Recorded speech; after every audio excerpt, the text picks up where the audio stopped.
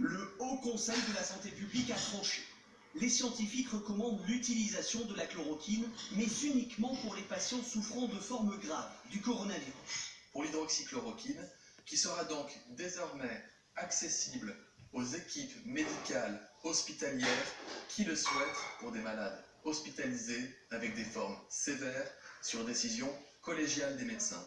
Une première victoire pour le professeur Didier Raoult, l'infectiologue marseillais qui prône l'utilisation de cette molécule, principalement utilisée dans les traitements contre le paludisme.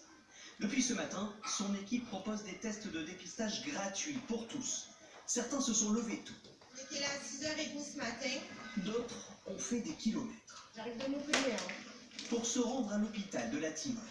300 personnes et jusqu'à 4 heures d'attente pour un seul objectif. Être dépisté, pour voir si je l'ai ou je l'ai pas. Je préfère prévenir que guérir. Ouais. Qu'ils aient ou non des symptômes.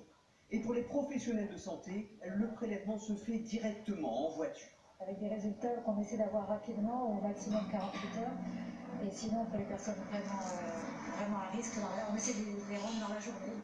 Pour cet élu marseillais, le résultat a été positif mardi dernier. Le lendemain, il commençait le traitement à la chloroquine. Je n'ai pas hésité une seule seconde. 3 comprimés par jour, mais de possibles effets secondaires, notamment cardiaques. Je n'ai eu aucun effet secondaire d'aucune sorte. À partir du moment où un médecin, un chercheur mondialement reconnu, estime qu'un médicament qui existe, qui est disponible, peut soigner la maladie, c'est normal qu'il le donne à ses patients. Si la chloroquine suscite beaucoup d'espoir et a donné des signes d'efficacité selon une récente étude chinoise, elle n'est pas encore validée par les autorités scientifiques internationales.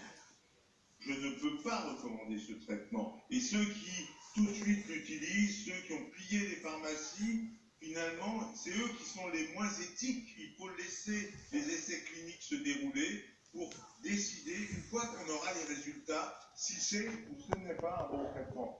Et ce soir, l'OMS condamne l'usage de médicaments sans preuve de leur efficacité. Oui, monsieur le Premier ministre.